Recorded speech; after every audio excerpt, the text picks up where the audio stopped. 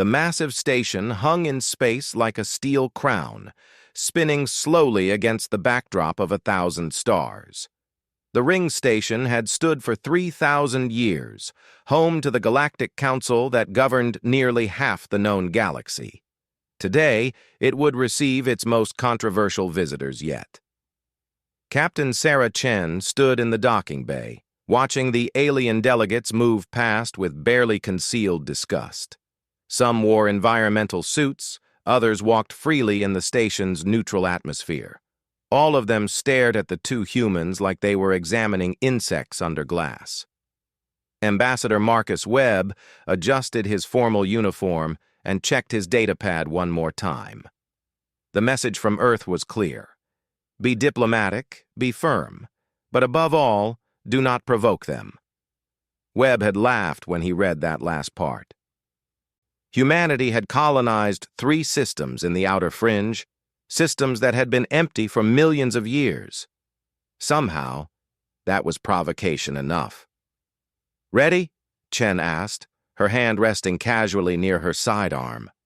The council had assured them this was a diplomatic hearing, but Chen trusted alien promises about as far as she could throw their battleships. "As I'll ever be," Webb replied. They walked together through corridors that seemed designed to make visitors feel small. The ceilings soared 50 feet high, covered in holographic displays showing the hundreds of worlds under council authority. The message was clear. You are nothing compared to this. The council chamber was even more impressive. 47 species sat in a circular arrangement, each on a platform that could rise or lower based on who was speaking.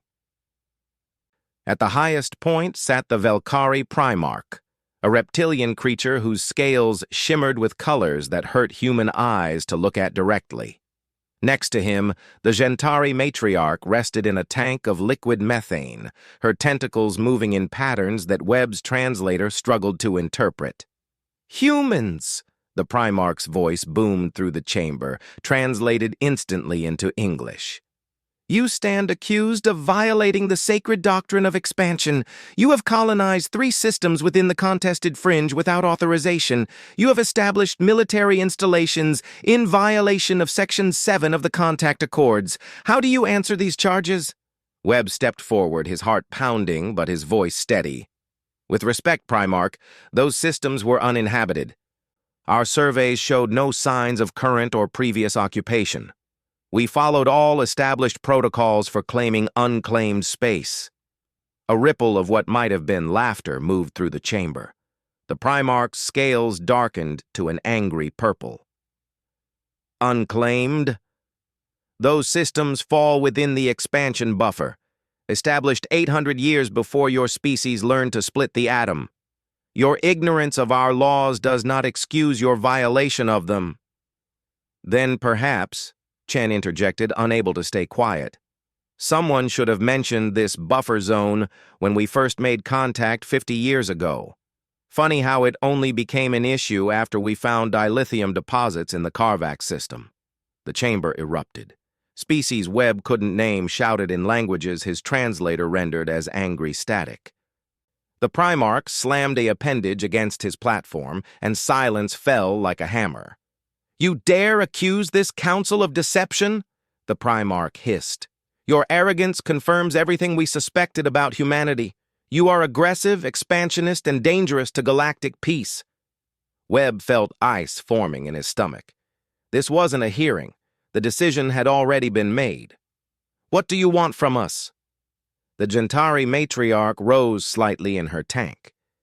When she spoke, her voice was surprisingly gentle, almost sad. "Humanity will dismantle all military vessels within 6 standard months. You will withdraw from the 3 contested systems immediately. A council peacekeeping force will be stationed in the Sol system to ensure compliance. Trade sanctions will remain in place for 100 years, after which your species may petition for limited membership status." "That's not justice," Webb said quietly. "That's subjugation." "That," the Primarch replied, "is mercy." The alternative is that we classify humanity as a rogue species and take appropriate action. Chen's hand moved toward her weapon, but Webb grabbed her wrist. The captain glared at him, but Webb shook his head slightly. Not here, not yet. We need time to present this to our government, Webb said. Surely the council can grant us a few days to— Denied, the Primarch interrupted. You have 6 hours to transmit your acceptance. If we do not receive confirmation, the Valkyrie Armada will proceed to Sol System to enforce compliance. This hearing is concluded.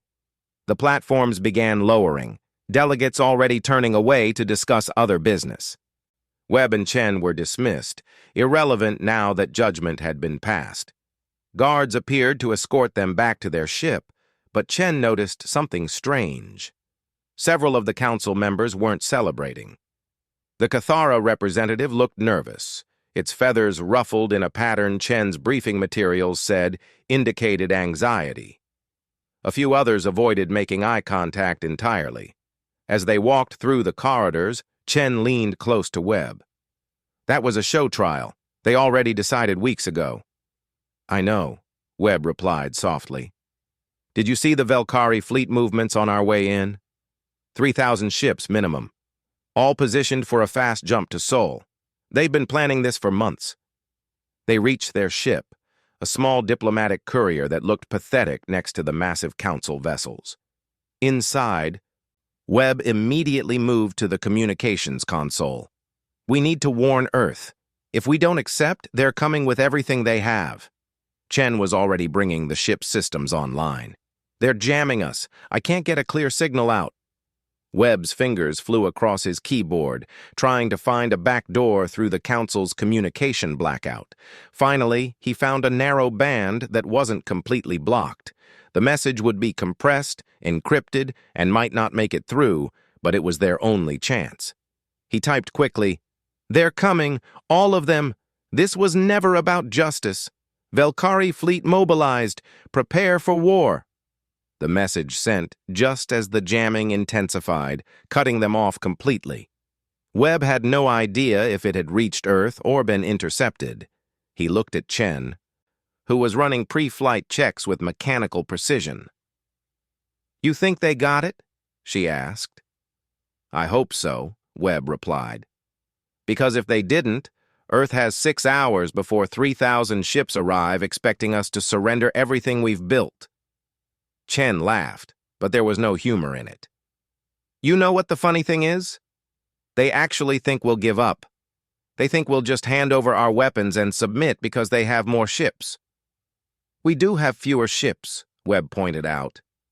"Numbers aren't everything," Chen said, engaging the engines. "My grandfather fought in the Martian independence wars. He told me something I never forgot. The size of your fleet matters less than how willing you are to use it. These council species, they've been at peace for centuries. They've forgotten what real war looks like." As their ship pulled away from the ring station, Webb watched the massive structure recede into the distance. Somewhere inside, 47 species were congratulating themselves on how they'd handled the human problem. They had no idea what was coming. "Let's get home," Webb said. "If Earth got my message, they'll be preparing. And if I know Admiral Yamamoto, his preparations won't be what the Council expects." Chen set course for Sol, pushing the engines as hard as they would go. Behind them, the Valkyrie Armada was already mobilizing, confident in their overwhelming superiority. They had 3,000 ships, centuries of experience, and the backing of 47 species. But humanity had something the Council had never needed to develop: the desperate creativity of a species that knew it was facing extinction. And that, Webb thought, might just be enough. Admiral Kenji Yamamoto stood in the war room, 200 feet below the surface of Earth, and read the message for the third time. Webb's transmission had come through garbled and incomplete, but the essential information was clear. The Council was done talking, and the Valkyrie Armada was on its way. Around the circular table sat the heads of every major military branch and 3 civilian advisors, including President Rodriguez herself. Nobody spoke. They didn't need to. This moment had been planned for since humanity's first contact with the Galactic Council 50 years ago.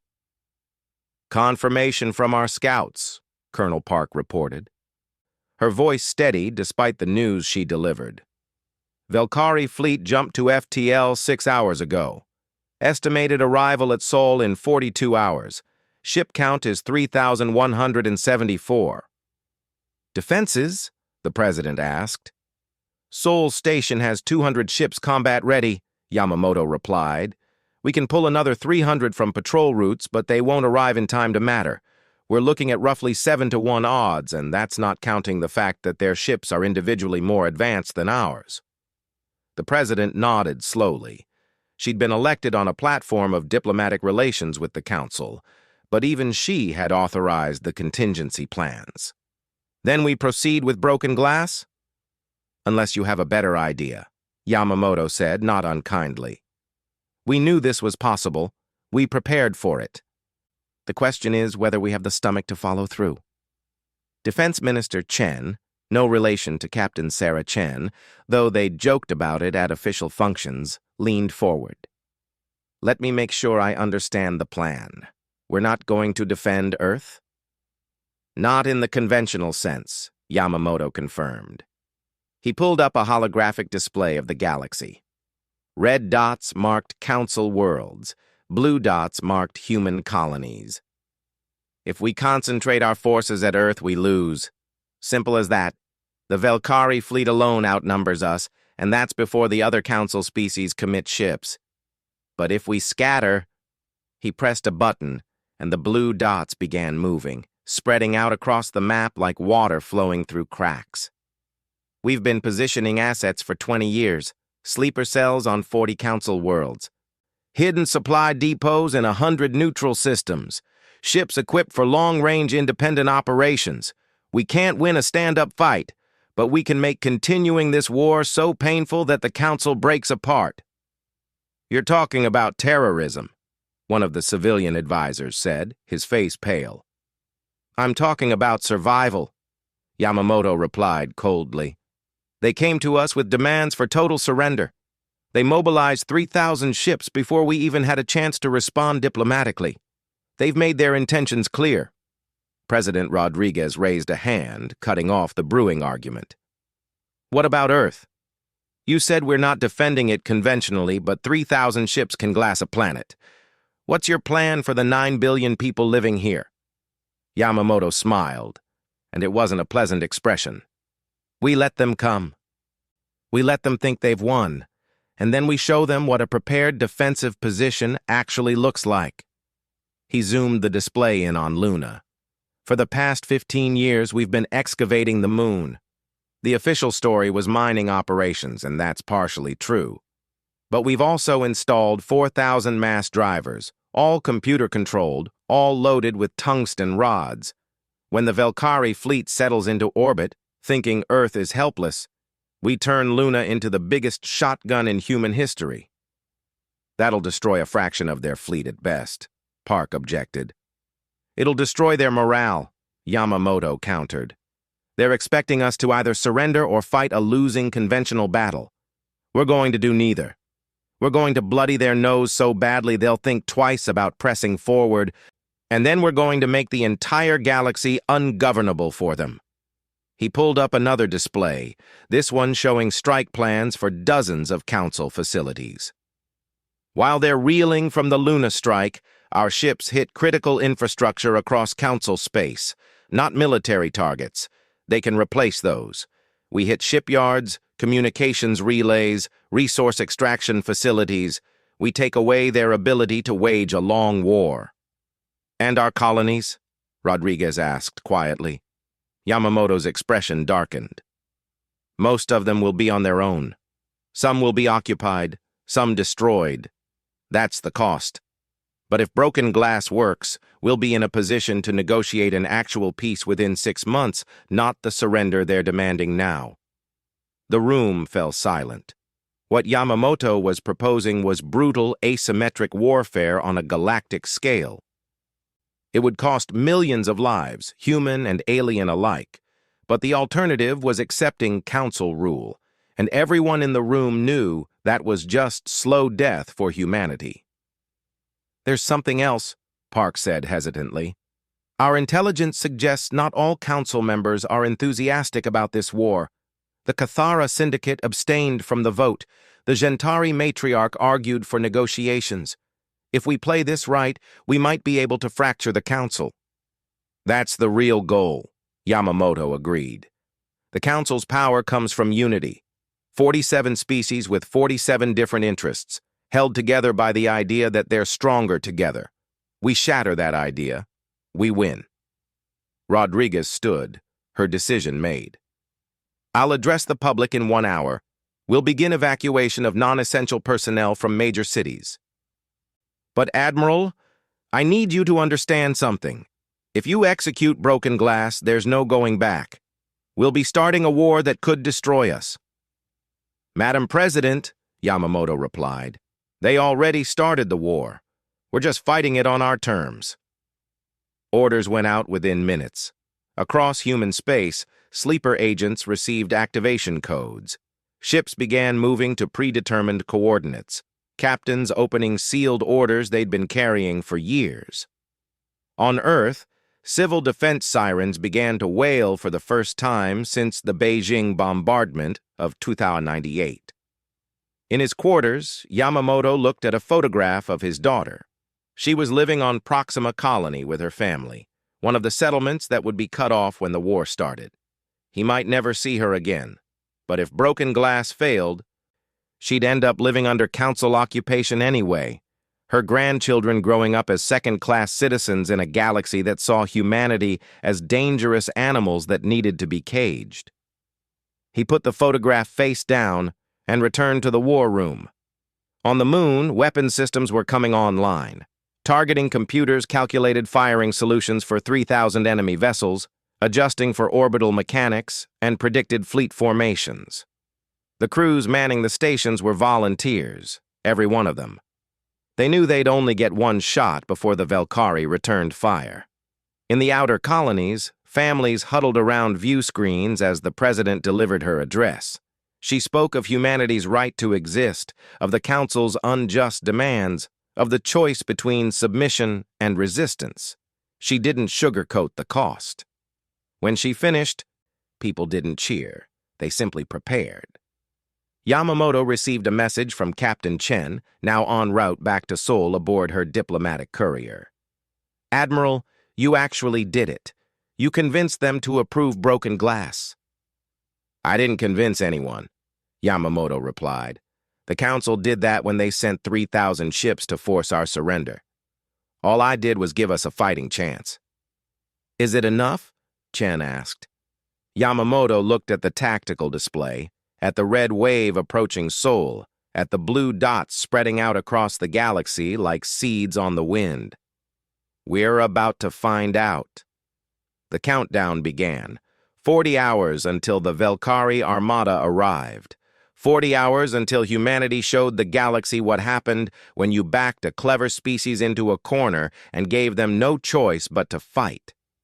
The council thought this would be quick. They thought overwhelming force meant inevitable victory. They were about to learn otherwise.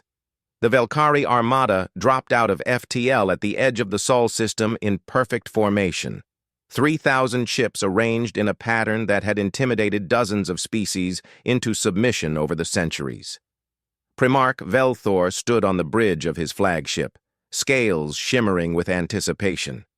This would be quick. The humans would see the fleet and realize resistance was futile. "Scan the system," he ordered. "Locate their defensive positions." The sensor officer worked at his console, then looked up with confusion. "Primarch, I'm detecting minimal military presence. 200 ships in orbit around the third planet, standard defensive grid. No reinforcements in system." Velthor's scales darkened with satisfaction. "They're not even going to fight? How disappointing. Have they transmitted their surrender?" "No communications at all, Primarch. The planet appears to be on communications blackout." That was odd, but Velthor dismissed it. Sometimes prey species went silent in their final moments, hoping predators would lose interest. It never worked. Advance to occupation formation. Keep weapons hot. If they have any fight in them, they'll show it when we enter orbit. The Armada moved forward, engines blazing across the void. They passed Mars without incident, past the asteroid belt, where human mining stations sat dark and abandoned. Everything seemed deserted. Velthor felt a flicker of unease, but pushed it aside. He'd conquered 17 systems in his career. Humans weren't special. As the fleet approached Earth, the 200 human ships in orbit suddenly came alive. They transmitted a single message across all channels. You were warned. Then they scattered, jumping to FTL in every direction before the Velkari weapons could lock on. Velthor slammed his clawed hand against his command throne. Cowards, running without even fighting. Scan the planet. What are their defensive capabilities? Minimal orbital platforms, mostly civilian infrastructure. Ground-based missile silos are cold. The major cities appear to have reduced power signatures, but the planet is definitely inhabited. The sensor officer paused. Primarch, this doesn't make sense. It's like they're just waiting. Then we'll give them what they're waiting for, Velthor growled. Deploy occupation forces. Secure the major population centers. If they want to surrender, they can do it to troops on the ground. The Armada settled into a standard occupation formation, a spherical pattern that allowed maximum coverage of the planet below while maintaining defensive capabilities. It was a formation the Velkari had used successfully for centuries. Efficient, overwhelming, perfect. It was also a trap. On the moon, 4,000 mass drivers received the firing command simultaneously. Tungsten rods, each one weighing 5 tons and accelerated to a significant fraction of light speed, erupted from hidden silos across the lunar surface.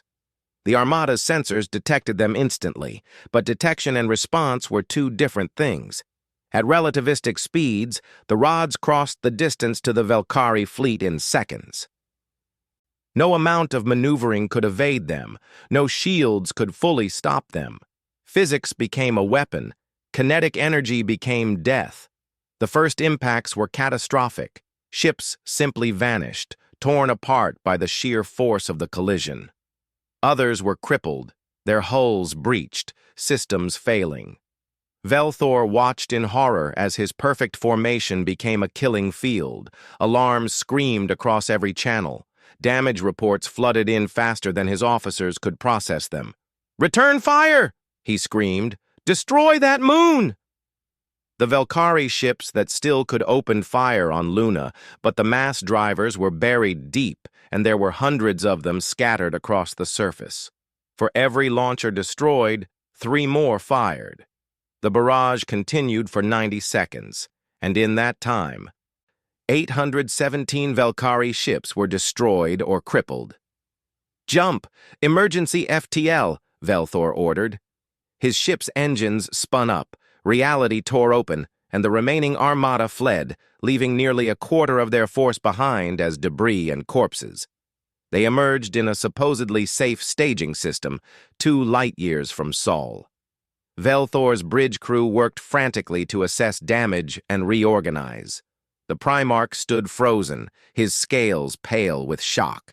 In 90 seconds, humanity had done what no species had managed in 500 years, made the Velkari Armada retreat. "Report," he whispered. 817 ships lost, 412 with significant damage. We've lost approximately 40% of our combat capability. The officer delivering the news looked terrified. "Primarch, how did they do this? Our intelligence said they had no weapons capable of—" "Our intelligence," Velthor interrupted coldly, "was clearly wrong. But the real disaster was only beginning. Across Council space, human forces were emerging from hiding. They appeared at shipyards, communication stations, resource extractors, anywhere the Council's infrastructure was vulnerable. They didn't try to hold territory, they destroyed what they could and vanished before reinforcements could arrive. At the Cathara Syndicate's primary shipyard, a human frigate appeared without warning, launched a spread of antimatter missiles, and jumped away before defense systems could respond. 2 partially constructed battleships and the construction facility itself were annihilated. Replacement cost: 15 years of production.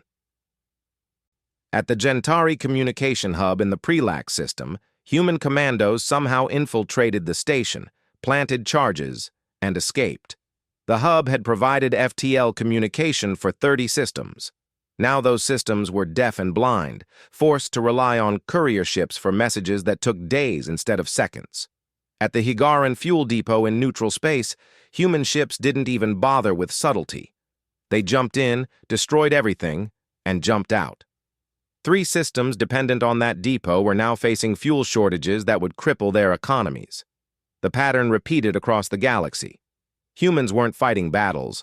They were dismantling the infrastructure that made the Council function, and they were doing it with a precision that suggested years of planning. On the ring station, the Council convened in emergency session. The chamber that had been so unified days ago was now filled with shouting and accusations. The Cathara representative was demanding to know why Council intelligence had so completely failed to identify human capabilities. The Higaran delegate was screaming about the fuel depot. Others were demanding their fleets be recalled to defend their home systems. The Gentari matriarch floated in her tank, watching the chaos with something approaching sadness. She'd warned them. She'd told them that humanity's psychological profile suggested they would respond to existential threats with extreme measures. Nobody had listened. They'd assumed humans, like every other species, would fold when facing overwhelming force. Primarch Velthor's image appeared via hologram, his scales showing colors the translator interpreted as embarrassment and rage. The Armada will regroup and return to Sol System. We cannot allow this defeat to stand. The Armada? The Cathara representative spat. You mean the 2,000 ships you have left? What happened to 3,000, Primarch? We were ambushed using weapons that violated weapons that worked, the Cathara interrupted. While you were getting your fleet carved up, humans destroyed 6 of my industrial systems. 6! Do you understand what that means for my economy? If the Council had provided accurate intelligence, the Council provided the intelligence it had. You're the one who promised a quick victory. The matriarch's translated voice cut through the argument like a cold knife. This is what the humans wanted. They knew they couldn't beat us militarily, so they're beating us politically. Every minute we spend arguing, they're hitting another target. Every ship we lose, every facility they destroy, we look weaker. They're not trying to win the war. They're trying to prove the Council can't protect its members. Silence fell. She'd articulated the truth everyone was avoiding. So, what do we do? The Higaran delegate asked quietly. We finish what we started, Velthor insisted. We mobilize every ship, hunt down every human, and destroy our own economies in the process? The Cathara representative interrupted. I've already lost billions. How much more am I supposed to sacrifice for 3 systems nobody cared about until humans settled them? The cracks were forming. The Council's unity, built on centuries of mutual benefit and shared prosperity, was breaking under the strain of a war that was costing far more than expected. And somewhere in the Sol system, watching from hidden sensors, human observers recorded every word of the Council's dissolution and sent reports back to Admiral Yamamoto. Phase 1 of Broken Glass was complete. The Council had been bloodied and thrown into disarray. Now came Phase 2. Make sure they stayed that way. On Earth, in his bunker command center, Yamamoto read the reports and allowed himself the ghost of a smile. The Luna Gambit had worked better than expected. The infrastructure raids were ahead of schedule, and the Council was already showing cracks. Admiral, Colonel Park reported, we're receiving surrender requests from 3 minor Council members. They're asking for protection from human raids in exchange for neutrality. Offer it, Yamamoto replied instantly, and make sure the council knows we're offering it. Let them see their members abandoning them. The war wasn't over. The real fighting was yet to come. But for the first time since this began, Yamamoto thought they might actually survive. 3 months into the war, Lieutenant Commander Rachel Torres sat in the cockpit of her stealth corvette, watching a Velkari supply convoy pass by less than 100 kilometers away. Her ship was running cold. All non-essential systems shut down, radiating barely more heat than the background radiation of space. To the convoy's sensors, she was just another piece of cosmic debris. She waited until the convoy was strung out in a long line, then fired a single antimatter-tipped missile at the second-to-last ship. The weapon crossed the distance in seconds, and the ship vanished in a flash of annihilation. Before the convoy could react, Torres had already jumped to FTL, leaving them to wonder if more attacks were coming. This was the new normal. Small human ships hunting across Council space, hitting targets of opportunity, vanishing before reinforcements could arrive. It wasn't glorious warfare. It was exhausting, terrifying, and brutally effective. Torres checked her fuel reserves, enough for maybe 3 more jumps before she'd need to find one of the hidden supply caches. She entered coordinates and jumped again, leaving the confused Velkari to salvage what they could from their convoy. On the ring station, the emergency council session had been running for 6 hours. Representatives who used to debate policy in calm, measured tones now shouted at each other with barely restrained hostility. 37 infrastructure nodes in the last week alone, the Higaran delegate was saying, his voice rising to a shrill pitch. Fuel depots, communication relays, shipyards. My people are rationing energy because we can't transport fuel safely anymore. When does this end?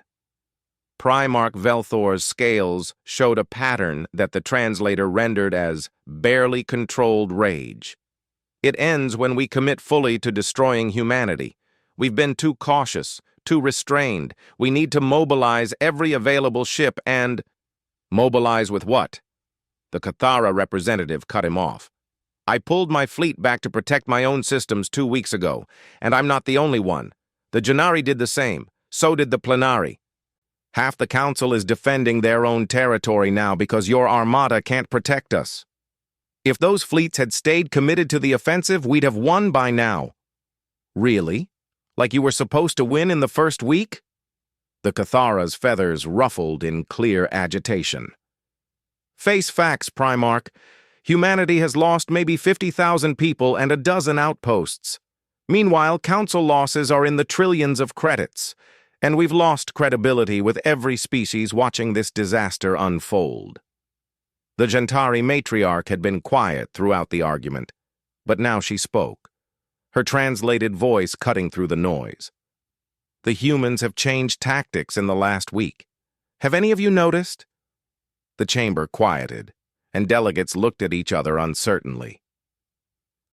They're not just hitting infrastructure anymore, the matriarch continued. They're offering protection agreements to minor council members. 10 species have already accepted neutrality arrangements. The humans promised to stop raiding their territory in exchange for those species sitting out the war. That's bribery, Velthor spat.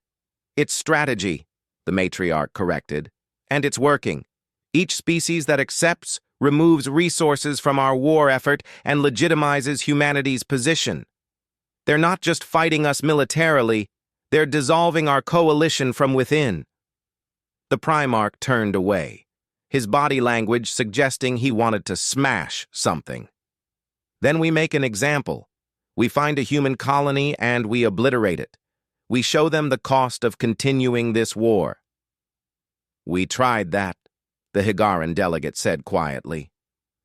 The Velkari task force you sent to Proxima Colony 3 weeks ago. What happened there? Velthor's scales went pale. That's classified. Classified. The Cathara representative laughed bitterly. Half the galaxy knows. Your task force of 200 ships arrived to find the colony evacuated.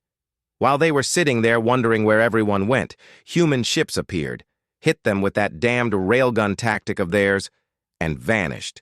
You lost 30 ships attacking an empty colony. The chamber erupted again. Species that had stayed quiet now added their voices to the chaos. The Plenari wanted to negotiate. The Gennari wanted to escalate. The smaller members just wanted to go home. The unity that had bound the council together for centuries was fraying like old rope under tension. In a detention cell on the ring station, Ambassador Marcus Webb watched the council chamber feed on his datapad and smiled grimly. He and Captain Chen had been confined to quarters for their own protection since the war started. But they still had access to news feeds, and the news was better than he'd dared hope. Chen was pacing their small quarters like a caged animal. "How much longer are they going to keep us here?" "As long as they think we have intelligence value," Webb replied. "But look at this. The council is tearing itself apart. In another month, they won't have a unified command structure anymore. That's great for the war effort, but it doesn't help us get out of this cell." Webb was about to respond when his datapad chimed with an incoming message. He glanced at it and his eyes widened. "Sarah, someone just sent me a message through a secure channel." "Look at this." Chen read over his shoulder. "Stand ready. Extraction in 24 hours. Yamamoto sends his regards." "How?" Chen breathed. "We're in the heart of council space, on the most secure station in the galaxy." "Maybe the Admiral has more assets in place than we thought," Webb replied. He started pacing now, his mind racing. "If they're coming for us, it means they think they can pull it off, which means things are going even better than we know." He was right. Across the galaxy, the war had evolved into something the Council had never faced before. Humanity didn't hold territory. They didn't defend fixed positions. They simply appeared, destroyed something important, and vanished.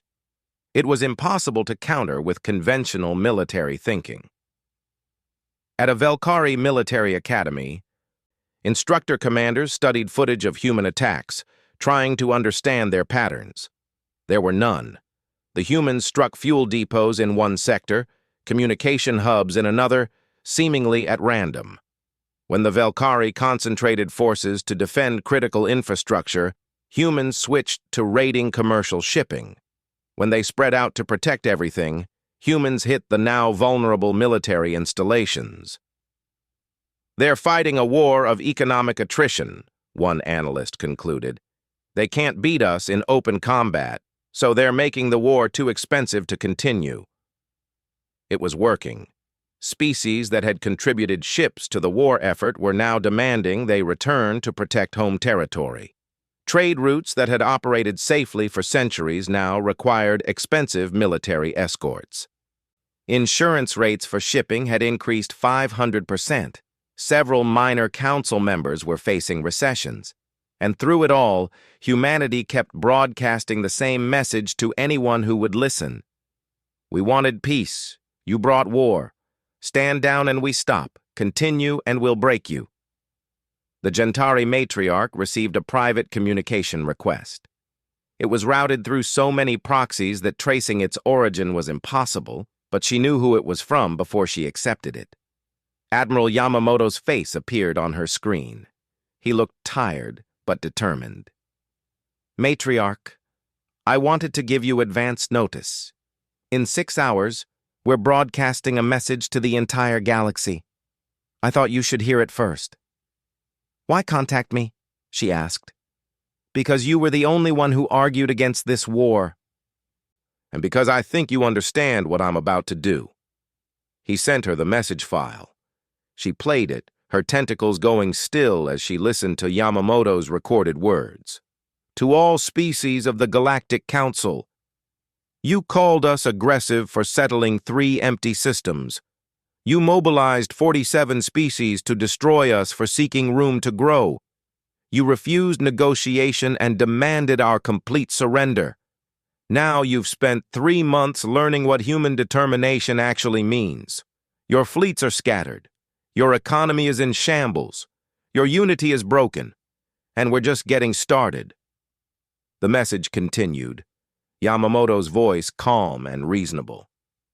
"This is your final warning. Call off this war. Recognize humanity's right to exist as an independent species. Leave us alone, or we continue. We'll keep hitting your infrastructure until there's nothing left to hit. We'll keep offering protection to your members until the Council is just a memory. We'll make this war so expensive that you'll have nothing left even if you win. The choice is yours." The matriarch closed the file and looked at Yamamoto's waiting image. "You're bluffing. Humanity doesn't have the resources to sustain this indefinitely." "Neither does the Council," Yamamoto replied. "That's the point. We're both bleeding, matriarch. The question is who'll stop first. The Primarch will never accept this. He'll call for total mobilization." "Let him try. How many council members will actually answer? Half of them are already negotiating with us behind your back." The matriarch's tentacles moved in a pattern that might have been resignation. "You're destroying the council. 3,000 years of civilization gone." "No," Yamamoto corrected. "We're destroying the idea that you can bully weaker species into submission. The council destroyed itself when it chose war over diplomacy." The communication ended. The matriarch floated in her tank, contemplating the message. In 6 hours, every species in the galaxy would see it, and the Council would have to decide: continue a war they couldn't win, or accept peace with a species they'd tried to subjugate. She already knew what the Primarch would choose. The question was whether anyone else would follow him. Admiral Yamamoto's message broadcast across the galaxy exactly on schedule. On thousands of worlds in hundreds of languages, humanity's ultimatum played on every public channel: stand down or face economic collapse. The choice was simple, brutal, and immediate. Primarch Velthor's response came within an hour. His scales showed colors that translated to absolute fury. "The Galactic Council does not negotiate with terrorists. Humanity will be exterminated to the last human. Every species with the courage to stand for civilization will join us in this final effort. We will mobilize every ship, every resource, until the human plague is eliminated from the galaxy forever." It was exactly what Yamamoto had predicted. The Primarch couldn't back down without losing face, so he chose escalation. But the galaxy had changed in 3 months. Species that would have fallen in line behind the Velkari were now doing their own calculations. On the Cathara homeworld, the Syndicate Council met in emergency session. The debate was short. "We've lost 6 systems worth of infrastructure. Our economy is contracting. The Velkari promise victory, but they promised that 3 months ago too. Meanwhile, humanity offers peace if we stay neutral." The vote was unanimous. The Cathara Syndicate formally withdrew from the war and accepted humanity's neutrality agreement. They weren't alone. Within 24 hours of Yamamoto's broadcast and the Primarch's response, 15 Council species announced they were pulling their forces back to defensive positions. 5 more openly accepted neutrality agreements with humanity. The Primarch called them traitors and cowards. But the defections continued. The war had cost too much, lasted too long, and achieved nothing. Species that had joined thinking it would be a quick action to put upstart humans in their place now faced economic recession and continued human raids. The math was simple: stay in the war and keep bleeding, or accept peace and rebuild. The Primarch refused to accept reality. He gathered what remained of his support and made one final announcement. "Humanity has corrupted the weak among us, but the Velkari stand firm. We are mobilizing the final armada. Every ship, every soldier will converge on Sol System. We will end this once and for all." It was a massive gamble. Velthor was pulling ships from everywhere, stripping defensive positions, leaving Velkari territory vulnerable. But he believed overwhelming force would break human resistance. He believed that once humanity saw 30,000 ships in their home system, they would finally surrender. Admiral Yamamoto saw the armada gathering and gave the order for Phase 3 of Operation Broken Glass. Humanity's scattered forces had been hitting infrastructure for 3 months, but they'd been very careful about which infrastructure. They'd avoided one critical network, the Ansible communication system. The Ansible network connected every Council world through quantum-entangled relays, allowing instant FTL communication. It was the nervous system of the Council, the technology that let 47 species coordinate across thousands of light years. Humanity had left it untouched, specifically so the Council could watch itself fall apart. Now it was time to pull the plug. Human strike teams emerged at every major Ansible relay station simultaneously. They didn't try to capture or hold the stations. They simply destroyed them. Specialized weapons disrupted the quantum entanglement, severing connections that couldn't be easily repaired. In the span of 6 hours, humanity cut the Council's communication network into isolated fragments. On the ring station, the effects were immediate. The holographic display that showed real-time data from across Council space began going dark. Sectors vanished from the map as their Ansible relays went offline. Within hours, the Council couldn't communicate with most of its member worlds except through courier ships that took days or weeks to deliver messages. The carefully coordinated response to human attacks became impossible. Species couldn't report where they were being hit or request reinforcements. The Primarch's plan to gather his armada fell apart as ships couldn't receive updated rendezvous coordinates. The Council's greatest strength, its ability to act as a unified whole, was gone. And without communication, old grievances resurfaced. The Plenari had been conquered by the Velkari 4 centuries ago. With the Velkari fleets deployed elsewhere and communications severed, the Plenari saw their chance and rebelled. The Higaran and the Janari had a border dispute that the Council had mediated for decades. Without Council oversight, they went to war with each other. The Council wasn't just losing the war with humanity, it was ceasing to exist as a functional government. On the ring station, the Gentari matriarch watched the chaos unfold. Species representatives were screaming at each other, some trying to leave the station, others demanding emergency powers to restore order. The Primarch's hologram flickered and died as his transmission was interrupted by the communication blackout. She'd lived for 300 years and seen the Council at its height. Now she was watching it collapse in a matter of days, and the terrible thing was she couldn't say it was undeserved. They'd brought this on themselves by choosing war over wisdom. A side door to the Council chamber opened, and armed figures moved inside. It took the matriarch a moment to recognize them as human soldiers in combat armor. How they'd infiltrated the ring station, she couldn't imagine. But there they were, weapons trained on the shocked Council representatives. Captain Sarah Chen removed her helmet and smiled coldly at the assembly. "Good afternoon, Council. We're here to collect our ambassador." Ambassador Marcus Webb walked into the chamber from the same entrance, adjusting his jacket casually as if he'd just come from a pleasant lunch. "Thank you all for your hospitality these past months. Very educational."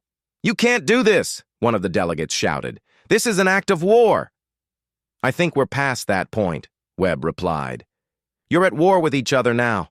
We're just here to collect our people and leave." Chen and her team moved through the chamber, heading toward the detention area where she and Webb had been held. The Council representatives didn't try to stop them.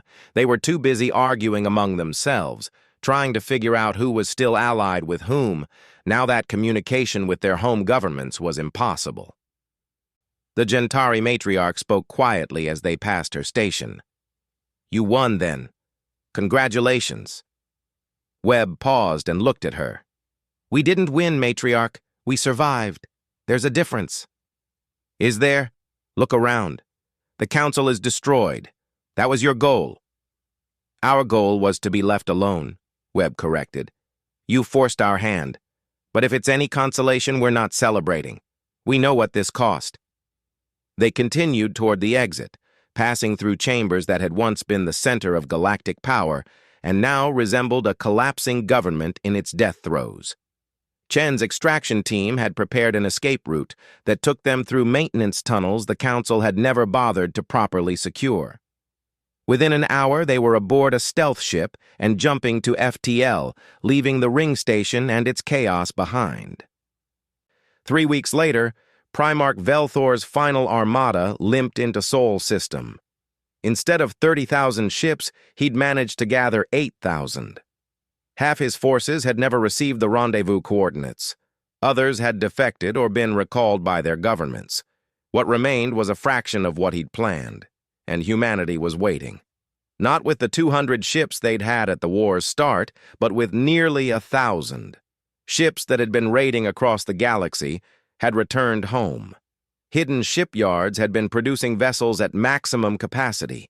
The Sol system had been turned into a fortress, but the battle never happened. As Velthor's armada approached Earth, a transmission came through on all channels. It was the Gentari Matriarch, broadcasting from what remained of the Council's communication network. Primarch Velthor, by unanimous vote of the remaining Council members, you are removed from command. The Council hereby accepts humanity's terms for peace. This war is over. Velthor's scales went through a cascade of colors, finally settling on a pale shade that translated to defeated acceptance. He'd lost. Not to humanity's ships, though they would have been a formidable opponent. He'd lost to mathematics, to economics, to the simple reality that the Council couldn't sustain a war that was tearing it apart from within. The Armada withdrew. Treaties were signed. The 3 contested systems in the outer fringe were formally recognized as human territory, along with several additional buffer zones. Reparations were discussed but ultimately abandoned. Both sides had lost too much to demand more. 5 years later, Ambassador Marcus Webb stood in what had once been the Council chamber. The ring station had been repurposed as a neutral meeting ground, no longer the seat of a galactic government, but rather a place where individual species negotiated trade deals and settled disputes. The Galactic Council still existed on paper, but it was a shadow of what it had been. Species preferred bilateral agreements to collective action. The idea that 47 species could act as one had been thoroughly disproved. The Council's complete destruction wasn't measured in destroyed ships or occupied worlds, but in shattered confidence. The galaxy had learned that unity built on intimidation rather than respect would always be fragile. The Gentari Matriarch floated in her tank, older now, more tired. "Do you regret it?" she asked Webb. "The way this war was fought? The destruction?" Webb considered the question carefully. "Every day. But I regret what forced us to fight even more. We didn't want this, Matriarch. We wanted to be partners in the galaxy, not enemies. You made us choose between surrender and survival. And you chose fire." "We chose to exist," Webb corrected. "Everything else followed from that." On Earth, in a cemetery outside Tokyo, Admiral Yamamoto placed flowers on his daughter's grave.